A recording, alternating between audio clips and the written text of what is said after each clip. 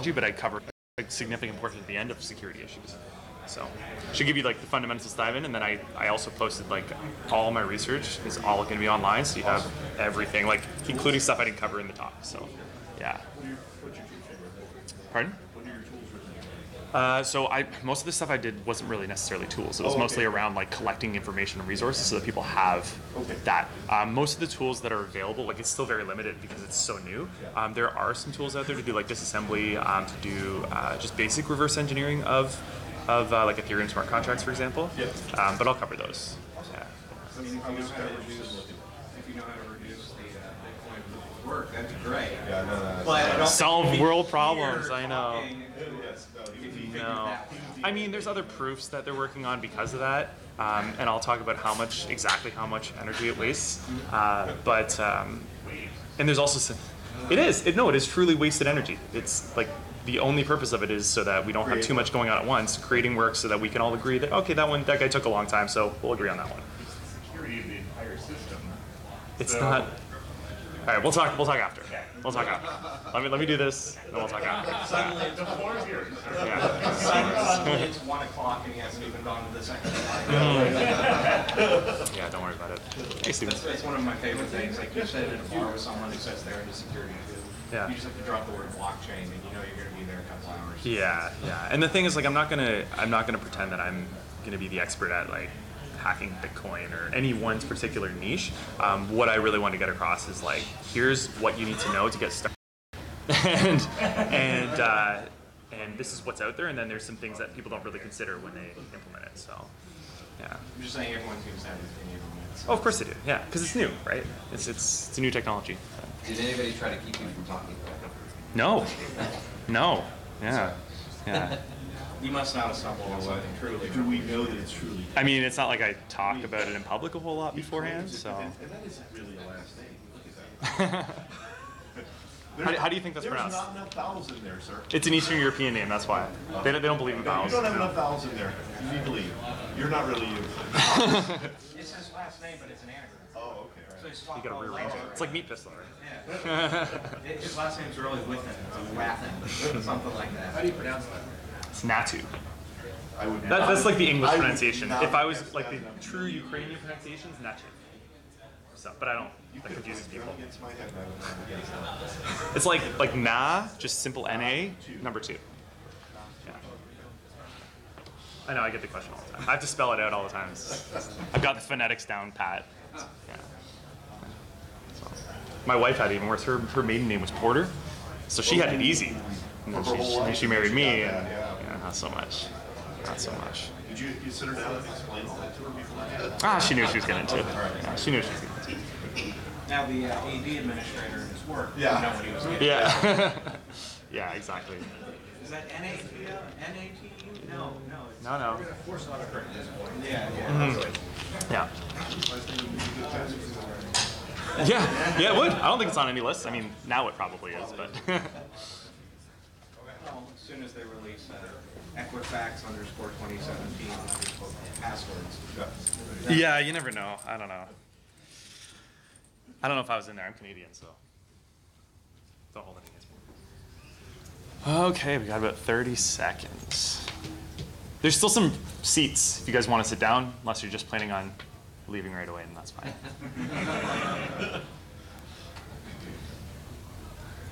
All right, well, I guess everyone's kind of here. I might as well get started, save myself 10 seconds. So this is a talk about hacking blockchains. If you're here for something else, you're in the wrong room. Let's just dive in. There's a lot that I need to cover. There's a lot that I want to get across, so I may talk a little fast, but we'll get through this, and I have all the resources will be listed after. I'm sharing the slides after, so it's all going to be out there. So let's dive in. If this worked. I guess I need to put the USB in first. There, wait your 10 seconds. I know I wasted 10 seconds. That's what I have them for. All right, so this is me. I'm a senior security researcher at Security Compass. In case you're wondering how that name is pronounced, it's Natu. Gotten the question already many times. You can find me on Twitter. It's probably the best way to reach me. A lot of this research that I don't include it all in my talks, but a lot of this stuff that I find and stumble upon, I usually just post on there. So it's Inspector with a 3 and an RE. Pretty easy to remember. So I've done a lot of things in IT, which helps contribute to a lot of the research that I do because I'm able to kind of see things from a lot of different perspectives. And yeah, Security Compass, who I work for. So let's dive in. This talk, what is it actually about? Well, this talk is here to give you the fundamentals you need to be able to start taking on hacking blockchains and hacking cryptocurrencies and what is involved in the security of blockchain technology. And it is a very big buzzword right now. I understand that, but you'll understand why the word is what it is and what it actually means soon enough. So I want to give you the understanding about what is involved in it, how the technology works, transactions. And those transactions are basically a transfer of tokens. Those tokens have value depending on what cryptocurrency or what blockchain you're on, but the idea is that it's literally blocks that build on each other that form a chain. So it's an easy way to remember that. And it's also a distributed ledger. So this is how the layman will view it, but for us that are involved in technology, you can think of it as a highly distributed, very high integrity database that is almost impossible to reverse unless you have a lot of computing power, which we will get to later on. So let's dive into cryptocurrencies. These are those tokens of value that I was talking about. And there's a ton of different ones out there. And really the main one is Bitcoin. Bitcoin's the primary one. This is the one that started the whole blockchain thing. I'm not going to say that it's the first of its kind because it built upon the shoulders of a lot of other research, including things like Hashcash and B-Money. But it is a distributed, pseudonymous currency that no one system or owner controls. It was first introduced by Satoshi Nakamoto, and I say that with air quotes because we don't know who that is or if it's a group or anything. But it was introduced in a white paper in November 2008, and then originally the first block was mined in 2009 in January. What's cool about it is that the entire thing is open source, all on GitHub, MIT licensed in C++. So you can take it, you can do whatever you want with it, completely free and easily. So that's Bitcoin. Here's a link to, again, I'm going to post all these, don't worry about like scrambling to write all this down. This has some of the research that was done before Bitcoin was released that heavily influenced Bitcoin as well. So you can get a background, and if you really are curious about what the technology built upon, check that out, and there's a lot of really good white papers there. So the original requirements of Bitcoin were that 1, it was private, 2, that it's anonymous, 3, that it is censorship resistant, so you can't really easily shut it down. There's no central point that you can stop. And the Byzantine attack resilience. So there's another point, but I'm going to kind of delve into this for a second. Byzantine attack resilience refers to a computer science program a problem known as the Byzantine generals problem. And what that is it's a problem about achieving consensus in an untrusted network. So everyone agreeing when we don't trust each other. So the story goes like this. Picture the Byzantine army surrounding a city, and you have, let's say, 5 generals. They all need to decide whether to attack or retreat. But they need to do the same thing. They all need to agree on one thing. But they don't trust each other, and they would rather take out their enemies than actually do what the army wants to do as long as they survive. So how do you achieve consensus? How do you agree on whether to attack or retreat? And that's the problem. And there's been many ways that people have tried to solve this. The way that Bitcoin solves this is through something known as proof of work, which I will talk about later as well. So that's the Byzantine generals problem, and that's what this is trying to solve as well. And then it needs to be decentralized. It's not truly distributed now because of the whole hot wallets and trust in not running full nodes, but it really is decentralized. So let's talk about briefly how it actually works from a technical level when you're quote unquote mining a block and what is involved in that. Because this is really a fundamental concept to how the blockchain is built. So first off, what you do is you broadcast all the transactions that you've done and everything that you've seen on the Bitcoin network. So we're going to talk about Bitcoin here because everything's really built upon that later on. There's some variations, but this is really what started it all. So you broadcast all the transactions you have around the network, and those get stored in what's known as a transaction block, and then from there you work on proof of work. So proof of work is a key concept here, and it's something that is usually pretty difficult to explain. But the way that what it is essentially is a way of achieving consensus, like I said, solving that Byzantine generals problem. So what it is you are basically solving a really hard problem, a really hard computational problem with your computer, and the person that solves that problem first gets to block on the network, and everyone just says, okay, because it took them so long, because it was so hard for them to do, we're just all going to agree on that as long as the transactions and everything inside of that block are valid, which I'll talk about in a moment. So that's what proof of work really is from a high level. From a technical level, what that computation is you're trying to calculate a hash. So you take a hash, and specifically in Bitcoin, it's SHA-256. But you're taking a look at the previous block ID. All the transactions are hashed inside of that block, as well as a nonce. And you're trying to achieve a number that is less than a target number that is agreed upon by the network. The target number changes every 2 weeks. So every 2016 blocks, roughly every 2 weeks, it changes so that the difficulty is, so it's a lot of power, but the trade-off is you're trading this power, you're trading this computation, this difficult problem to have someone be able to propose the new blocks and the transactions that are accepted on the network. So that's what proof of work is all about. Next, once someone finds that block, they then broadcast it to the network. Move on to the next block, but I'm getting ahead of myself. If it's acceptable, then you get a reward. So the reward is basically the miner that proposed the correct block, they've solved that problem. They then get Bitcoin out of what's known as the Coinbase. So it's a number, it's a value that is, they include in the block. So you know those transactions that they included in the block? One of those transactions was saying from the Coinbase is Bitcoin is being sent to my wallet. And so this is the projected rewards. I probably can't see this again. This will be posted after, but understand that it started at 50 Bitcoins in 2009 when it was first produced, and then every 4 years it gets halved. And eventually there's going to be no reward. So the economic incentive is with every single transaction you do, you actually propose a tip or a transaction fee. And miners will look at the transactions that have the highest fee, and they will take those because they then get that as a tip for including your transaction in the blockchain. So that's the economic model down the line. The implications of that are eventually tips are going to get higher, and that's going to be incentive enough for miners to continue mining blocks. But this is the rough output. Just understand that miners get rewarded for doing this hard problem, solving this hard problem, and proposing new blocks on the blockchain.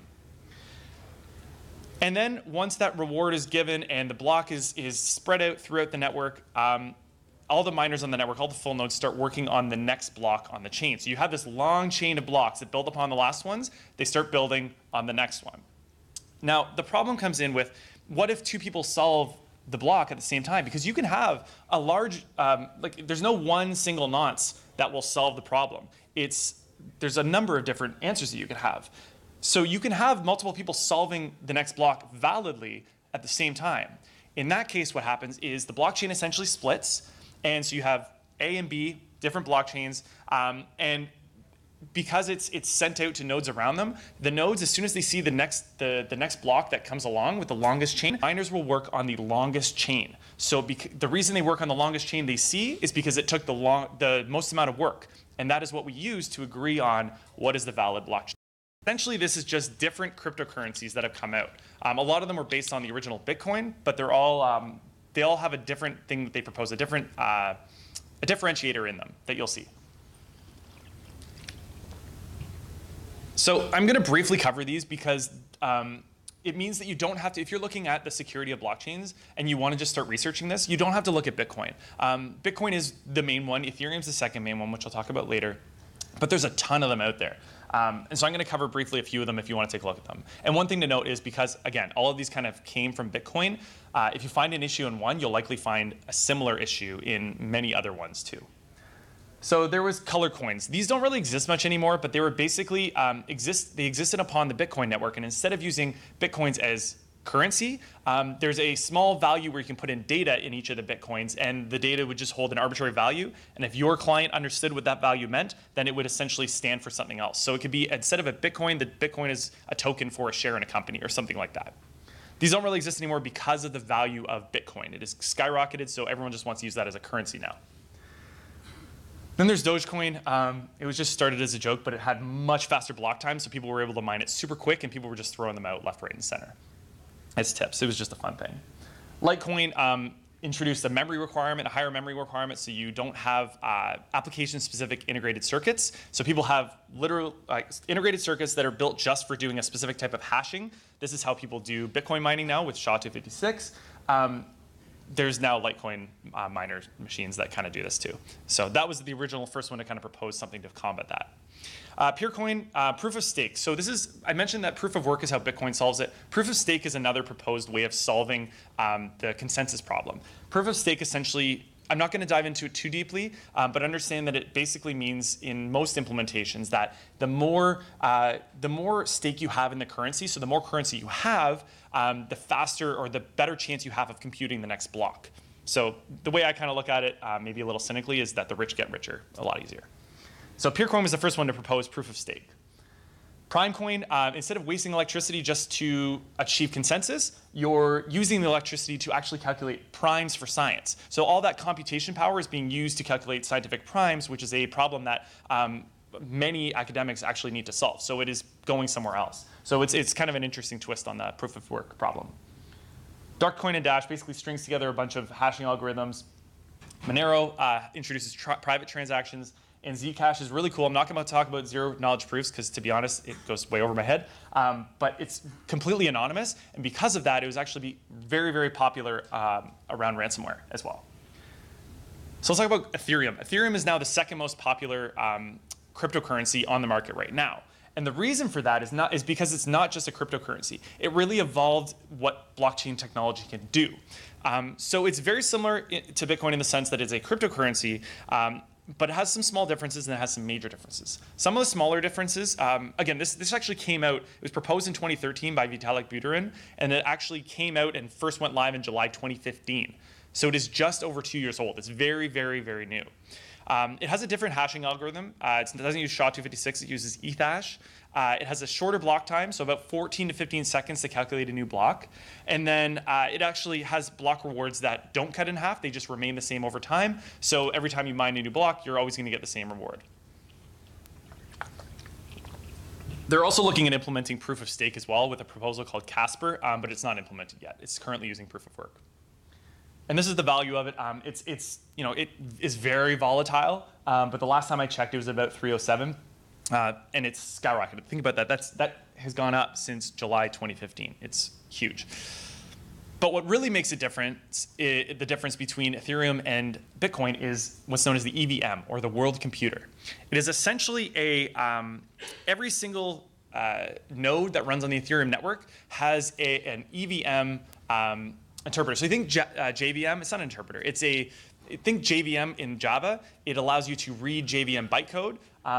All of the computers that are running full nodes can read EVM bytecode. So you can it is a distributed network of systems that not only, in mining Ethereum, they're actually able to run distributed applications on these systems worldwide, which is really cool. So you have a bunch of systems worldwide where you can program an application and then call it, and you don't know where it's necessarily coming from, but you can run it across a large number of systems on the Ethereum network. So it's building distributed applications on the blockchain, which is really, really cool.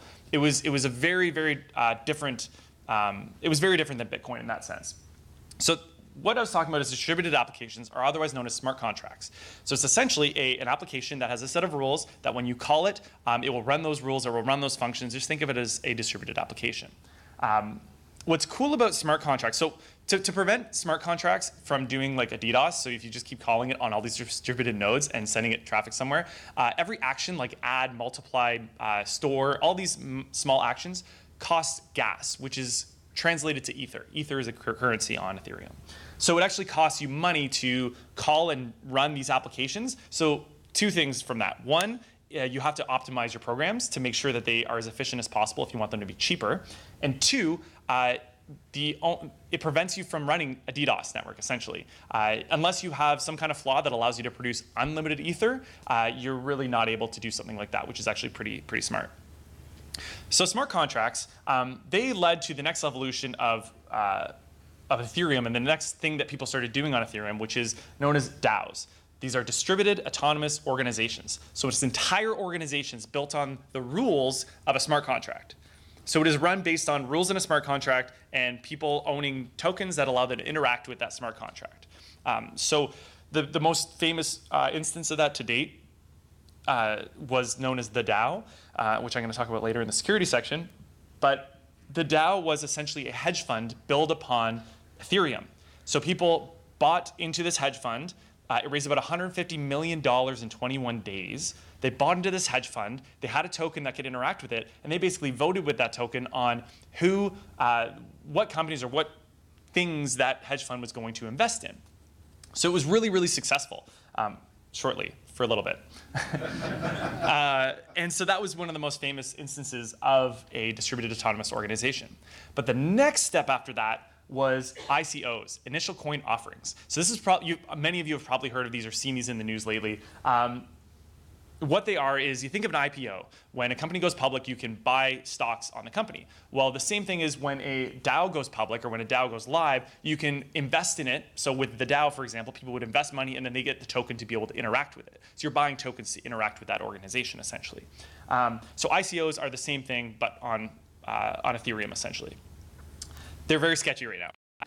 They essentially sold all their tokens, and then they had a bunch of money because everyone believed it was worth something. So those were pump and dump schemes at the beginning. ICOs are kind of like the newest form of fraud in blockchain. So just be careful when you're looking at them. But it does allow an organization, someone that's actually trying to start an application or start a company on the Ethereum blockchain, it allows them to raise money so that they can do what they need to do, their operational costs, similar to any kind of, a Kickstarter or, a Series A, Series B, seed funding, anything like that with a regular company. So that's what it's there for. So next I'm going to talk about some other uses for blockchain. That was Ethereum. It's really exciting. There's a lot of stuff going on there, and it's actually really cool because it takes a whole new aspect to blockchain than we've ever had before. So let's talk about other uses of blockchain technology. There's some really exciting things going on here, and there's so much more that's coming every single day, but I'm going to cover a few of them that I've seen lately. One is voting. So because it is a high integrity database that is irreversible, if you give everyone a token and they can vote and you know who's associated with what tokens, it's actually a very efficient voting system. And so some places are actually implementing this as well. Tracking digital assets, because it's like I said, a highly distributed, high integrity database. If you just take a hash of that digital asset and you associate it with a specific person's wallet, then you know that that person owns that digital asset. So it's being used for things like music, digital photography, things like that right now. Tracking physical goods as well. So if you look at a lot of shipping companies are starting to use blockchain to track their shipments across the world, and it's very effective at doing that. Because again, you can't go back and just change the numbers very easily. It's a really good choice for that. Commodities, there's a few companies that are doing, they're essentially associating a token or a Bitcoin or whatever currency they're building it on. There's two that are doing it on Ethereum. One is Digix. It's basically associates one token with 1 gram of gold. It's stored in a vault in Singapore. So let's say you're at a gas pump and you're pumping gas, and for every ounce that you pump, it costs a certain amount. Let's say this is going to be expensive gas, but 1 Bitcoin per ounce. So every ounce you do, it costs a Bitcoin. It tracks it, and you can't just keep throwing those on the Bitcoin blockchain technology. And there's so much more. Like, I'm sure today they've come out with 50 different companies that do different things on blockchain. So it's evolving very, very rapidly, which means there's a lot of space and a lot of things that you can do, a lot of coverage we can have as security professionals to actually, like, there's a lot of things we can look at, basically. I had a friend that looked at one of those distributed file storage companies and took a look at their source code, and there was like no error checking at all. So if there's no error checking, it's likely that there's probably other issues. So there's lots of things you can dive into as a security professional. Again, I want to point these out so you have a jumping off point. All right, so I raced through that so that we could get to security, because this is the interesting part. So there's some known flaws in blockchain technology that every time you're implementing it, you have to consider these things because they are known issues. And some of these things are also issues specific to specific cryptocurrencies. So let's get started into the first one, which is the majority ledger problem. So majority ledger problem basically means that if you have, in proof of work specifically, if you have 51% of the global computing power, so if you have more computing power than everyone else combined, you can do things like go back and change the blockchain. So you can change transactions that were put in and build the blockchain fast enough to the point where you eventually have the longest chain, and then everyone will jump over to that. And all those other transactions that happened before are gone, or they're negated. You can basically undermine the entire cryptocurrency. And because of that, the economic incentive is not there for you to really do it. Because it's actually, if you have all that computing power, and you do something like that, you're undermining everything. You're undermining what you're actually trying to steal. And so no one's going to believe in Bitcoin anymore, and then you're going to, like, what's the point of doing that? The value that you're trying to steal is going to be worthless. So that's the economics behind.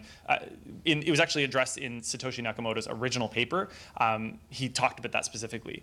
But it is possible, and depending on your use, if you're implementing a new blockchain or in your organization, understand that the 51% problem exists if you're using something like proof of work. That's how that works. Double spend. This basically allows you to create money or easily defraud people of a cryptocurrency. So this is very easy in Bitcoin because of the long amount of time that it takes to calculate blocks. But the way that it essentially works is I can go to, let's say I'm going to a coffee shop and I want to buy a donut and it costs 1 Bitcoin. If I go, it's an expensive donut, I'm going to go to the coffee shop, buy the donut, give them my 1 Bitcoin, it goes into the transaction pool, and then I leave.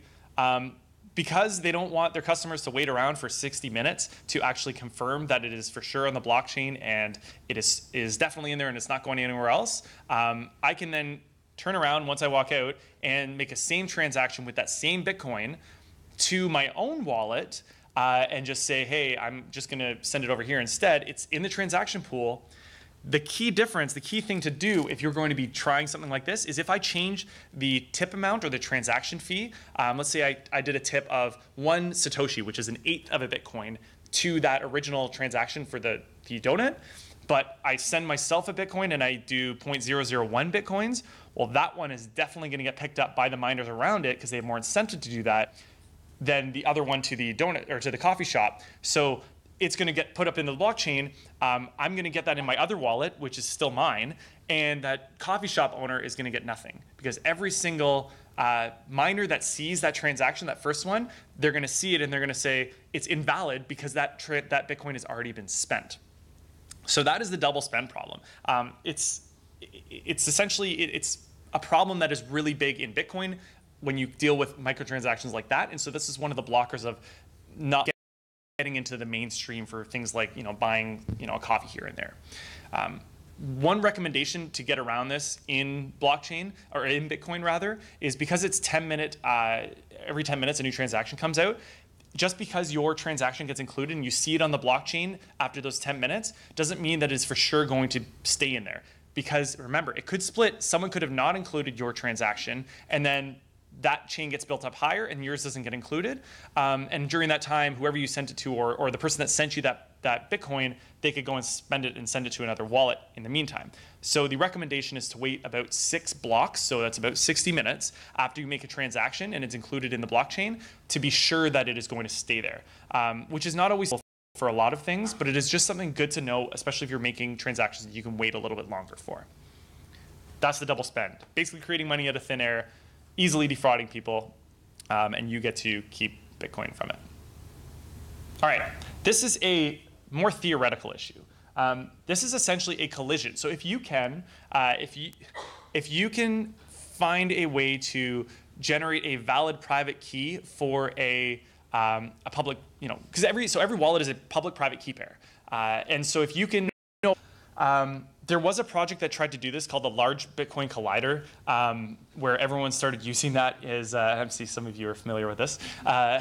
Everyone started using the software to try to calculate these collisions. Plot twist was that it actually had a backdoor. So people that were using it really got owned. So it wasn't pleasant for them. But someone tried to do it. However, again, a lot of these blockchain and especially cryptocurrency issues are negated by the economic incentives for it. Because it would currently take 2 to the 107 times longer to generate a collision or a colliding Bitcoin address than to just mine a block. So why not just mine a ton of blocks and you probably just generated more than you would have had from stealing someone's Bitcoin wallet. But it exists. So this is a problem especially if you're looking at implementing a new blockchain, or if you're looking at one of hundreds, if not thousands of other blockchain or proof of work or cryptocurrencies out there, then you have to consider this and take a look at the hashing algorithm you're using or the algorithm they're actually using to generate these public-private key pairs. Yes? Will there be a point where that is nearly 1-to-1, or will the cryptocurrency be mined out by that? So if I'm going to jam another buzzword into this presentation, if we get to quantum cryptography, in that case, this is the whole problem of it, is that you can then have a ton more computing power to be able to generate this kind of stuff. Traditional Assuming traditional ones, I don't know. I wish I could tell you that it's, this will happen in 5 years, that this will become obsolete, this hashing algorithm, but I don't know. Right now, it's clearly very difficult, but Moore's law, right? Computing power is going up over time. Moore's law has slowed down, but it's still going up over time, and there's a lot of big players that have a lot of big computing power. So it is potentially there.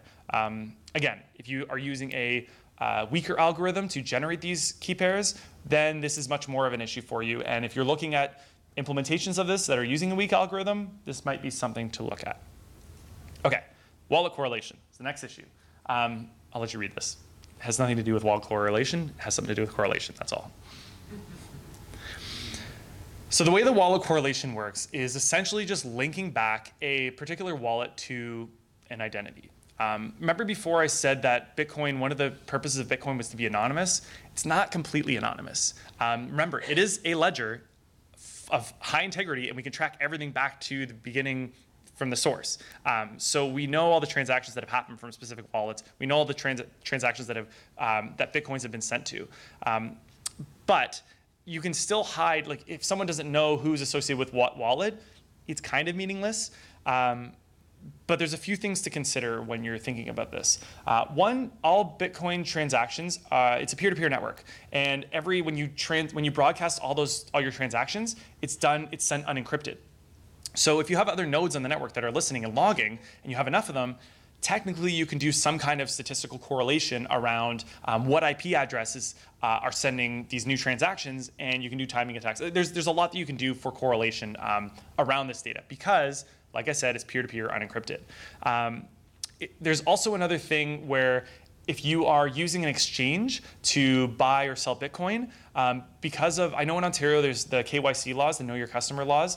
This is probably enforced in a lot of other places as well. This is essentially where regulators are really focusing on when we're talking about Bitcoin. So all these exchanges, they are financial institutions in a sense. They have to comply to these laws. And so in doing so, they basically require you to give a lot of, they need documentation of who you are if you're going to use their exchange. So in doing that, you're basically you're tying your identity, your real life identity, to a wallet. So it is something to seriously consider. Right now, the only true way to kind of be anonymous in Bitcoin is to mine your own Bitcoin through Tor or a VPN you trust, and only use that, which is not really very likely. Because A, it's really difficult to mine Bitcoin. Unless you have a huge server farm, or you're a part of a mining pool, it's very difficult to actually get anything out of that. So the second best thing you can do is do something like localbitcoins.com, which allows you to trade cash for Bitcoins, do an in-person transaction, and go on your merry way, and then just apply traditional OPSEC rules to that as well. So there's a link right here. This is, again, I'm sharing this later, but this is a guide to kind of using Bitcoin a little bit more anonymously. It's got some really good recommendations on there if privacy is a big concern of yours when you're using Bitcoin specifically. Again, there's other things like Zcash that is completely anonymous. I think Monero, you can do private transactions. There's other implementations out there that are like this, but Bitcoin's the biggest one, so just pointing this out so you can keep that in mind. And then I do want to give a shout out to Mathieu Lavoie and David Descartes-Etu. They are, I believe they're both Canadian, but they created bitcluster.com. It's open source. It's written in Python. It's up on GitHub.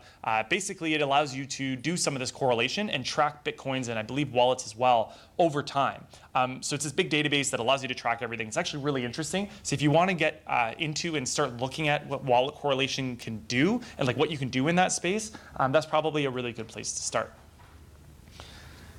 Okay, so the next thing I'm going to talk about is a problem that we are all familiar with in security being applied to blockchain technologies as well, and that's smart contracts. So smart contracts are distributed applications, and therefore they have the same kind of security issues as any other application. And it has the bonus of smart contracts are able to hold money. They can have their own wallets. I didn't mention that before, but it's another incentive for people to start looking at the source code of some of these distributed applications. This is the source code from the DAO, the hedge fund I brought up earlier, the one that raised $150 million in 21 days. So when they went live, I think there was a professor that was at some college, I can't remember. So that's an example of someone making a little mistake, but because it was dealing with so much money, people had incentive to look at it, and no one had looked at it before quite well enough. So if you are familiar with, sorry, do you have a question back there? Or you? Isn't all the code for all the contracts public because it's in the blockchain? No, it's not. That's a great question. So the question was, isn't all the code for all the smart contracts on Ethereum public because it's on the blockchain? So it is and it isn't. It is because it's up there in bytecode, in EVM bytecode. And the next slide I'm talking about is going to address that. So the smart contracts that are out there, a lot of them are open source. So if you're interested in AppSec, if you're coming from that background and you want to start looking at blockchain technology and the security of it, I would highly recommend taking a look at smart contracts in Ethereum because there is a lot of them and it is growing exponentially. And there's probably a lot that you can find in there as well. So the next slide, I'm going to talk about some tools you can use to actually take apart these smart contracts. So as I mentioned before, smart contracts are stored on the blockchain, but they're stored in bytecode. And you have to know the wallet address. You have to know the address of that application on the Ethereum blockchain to be able to call it. And you have to know the functions to call, but there's ways around that. So a lot of the time it's in bytecode. If you can't actually access the source code, you have to find a way to decompile it. So there's a few tools that you can use to do that. And this is a very, very new field. So like a lot of these tools are kind of flaky and there's a lot of room for improvement. I believe most of them are open source and there's a lot of room for people to start building their own ways to do this. So if this appeals to you, there's a lot of room to grow. So by all means, dive in. First off is Porosity. It decompiles, and again, if you want to write these down, that's fine, but I'm going to be including this later on. I'm going to be sharing these slides. So Porosity decompiles EVM bytecode into Solidity syntax contracts. So you know how I mentioned before how it was how you write smart contracts in a high-level language compiles down to bytecode. One of the high-level languages, the most popular one right now, is Solidity, which is kind of like JavaScript in a way. So Porosity basically decompiles it down to Solidity-like contracts, so it's easier to read. It also has a disassembler if you want to look at it at the pure assembly level as well. There's EVM Dis, which is an EVM disassembler, surprise, surprise. There's also Securify, which is in beta right now, but I have a feeling that it's going to turn into a commercial service, so just keep that in mind. It's pretty powerful, though. It allows you to basically point to a smart contract address, and it does some automatic security analysis of it. It does it also for source code as well. There's Oyente, which is a pure source code analysis tool for Solidity smart contracts. Remember, Solidity is the most common high-level language right now being used in Ethereum and blockchains as well, because a lot of them have these tokens involved in them, which are the equivalent of cryptocurrencies in a lot of ways. So there's a cryptocurrency security standard. It is fairly new. There's a lot of big names in the blockchain community that are actually behind this and helping develop it. But it is a guide to how to audit these things. What you need to look at specifically when you are analyzing these cryptocurrencies for security flaws and weaknesses. And I know a lot of us are allergic to the term audit, but just have an understanding that this basically gives you a process to actually start understanding the technology, to start looking at it from a security perspective. So they give you really in-depth details of what things are good and what things are bad and what you should be looking for in these cryptocurrencies. So it's split over 2 domains covering 10 different aspects. And I'm going to give you an example scorecard here. So the 2 domains are cryptographic asset management and operations. And these are the different areas of it. So many of you can't read this, so I'm going to read it out loud for you.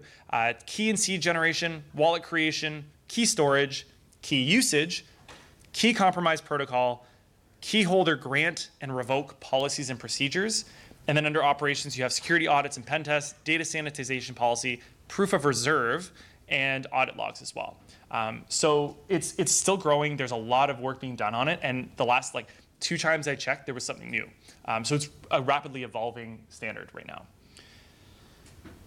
And next up, I want to point to some breaches that have happened. And you may sense a theme to some of these breaches.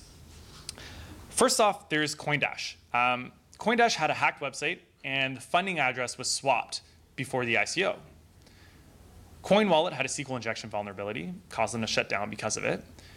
And Shapeshift.io had an insider threat. Cryptsy had a backdoor independency code. BitPay, spear phishing to the CFO and CEO. And Allcrypt had a WordPress hack, which they used to pivot to the database access, which got them everything. And then Cryptoween had a web application race condition. So what's the theme with all of these breaches? Can anyone tell me? Web apps. Web apps is one of them, but at a higher level, none of these were about the actual technology. None of these were about blockchain. So all of these came down to the same attacks that we've seen time and again in our industry, things that are being overlooked, same as in any organization. So I've kind of covered different ways you can come into blockchain hacking from different backgrounds. We have application security. If you're looking at smart contracts, there's a lot to be done there. There's the infrastructure network security side, the pen testing side, looking at things between blockchain and the end user and the back end. And then, I mean, there's one point that I didn't really dive into, which was the crypto side of things. If you've ever needed a financial incentive to get involved in cryptography, this is it. Okay? So there's 3 different ways you can really dive into hacking blockchains. So with all of that, I'm going to actually leave you with this. This is a link. I've posted all of my notes, including more than everything I've covered in here, because I can only cover so much in so much time, on that blog post, and it's completely open. So it's in a gist, and anyone can comment. I want people to comment to help improve this, because I don't know everything, and I will freely admit that. But if we can build that as like the source where people can start using to dive into this, to dive into blockchain and security of blockchain, then I am happy to share, and I'm happy to help improve that as well. So understand that this is a new technology. There's a lot that hasn't been looked at, and it's a really exciting field because it is constantly evolving really, really fast. And I hope that after this presentation, you've got a better understanding for what blockchain really is, more than a buzzword, and you have the confidence to actually start diving in somewhere to help secure this new technology that's growing at a rapid pace. So thank you very much. Feel free to reach out. This is my contact info. You can actually contact me through my blog if you want as well. And I'm happy to talk about this anytime. Thank you.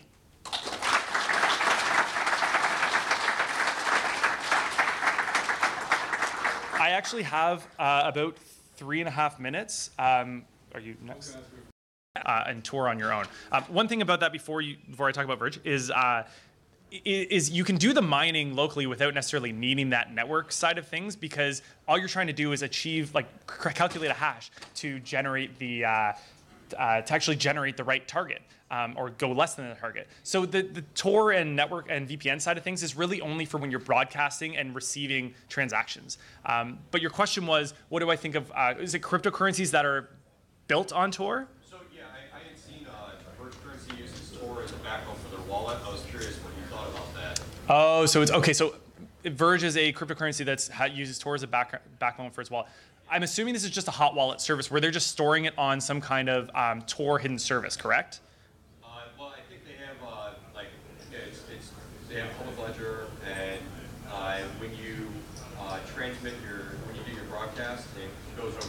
Oh, I see. Okay, so all the broadcasts are really just done on the Tor network. So that's why I was curious. You had mentioned mining over Tor, so Right. what you thought about that. I don't think it's any more secure as just doing it on your own and sending out the broadcast over Tor over a VPN. The reason is because, like I said, it's all the mining really happens locally. It's just a small little space to actually, a small little part of it to actually do that broadcast and receiving. So it may work. It's probably just another implementation with that as an idea. I don't see how it could really work much differently than like regular cryptocurrencies. But for privacy.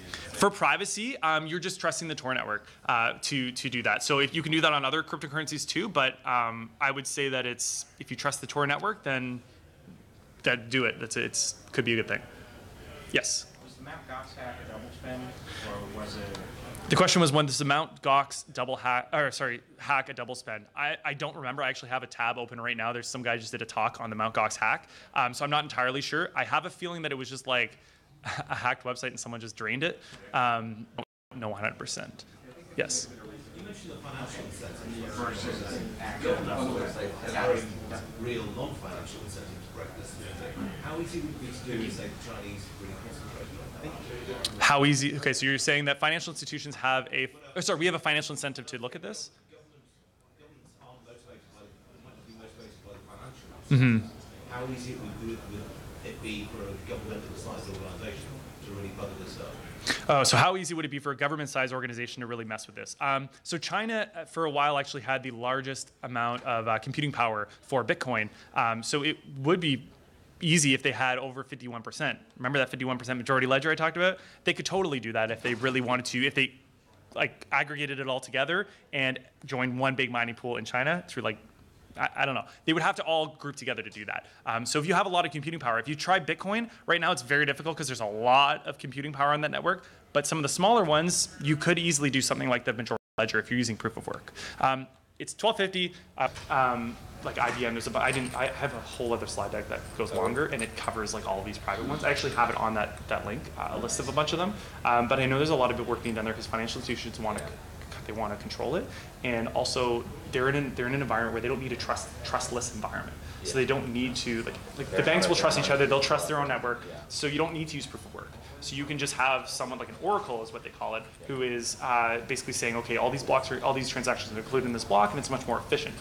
So if you don't have to worry about the whole trustless system, it actually makes it a lot easier. It does, but I guess the thing that I come down to, I've been looking at some, and they were basically, it was like an Ethereum-based one, and because it's like a trusted system, it makes me wonder like what is the benefit of using blockchain? I know, Because, as opposed to a distributed database. yeah, or just having like, I mean, you're essentially just sending signed messages between each other. Right? Yeah. I don't understand why you need this whole blockchain. From my understanding, I think it's a transition. You don't really need it, but it's also a buzzword, and it's also the idea that they have. It's just another type of database that has tracks everything easily back to the original source. There's a lot of other distributed forms that you can use to track things well, but because of the Merkle tree implementation of blockchain, it's very easy for you to store more data and truly understand that it is understand all the transactions without necessarily having to include all the transactions. Yeah, So it's a little more efficient. The one I was looking at, they have subspaces, so you can have different subspaces, and if you're not part of that subspace, you're going to see any blocks, but they're using the market trees so that you can include the hash of the root and actually go up. Yes. Yeah, and so the Merkle tree, the whole Merkle tree idea is it's a computer science solution that we've known for a while, but blockchain implements it really well, and that's how you can store all those transactions with less space. Yeah, so it's pretty cool. Also, one thing I'm kind of interested in. Sorry, 1 second. Like when it comes to the the updating of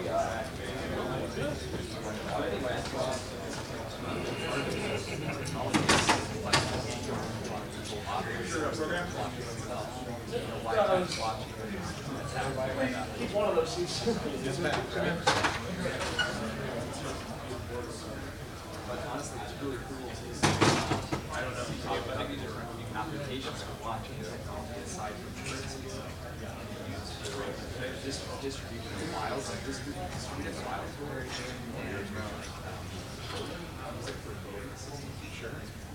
it's just super awesome how secure it is. The way it works, where it's like a database that you can't change, like you can't go back and change it without ruining the whole. It just constantly builds on itself. Another one, I think it's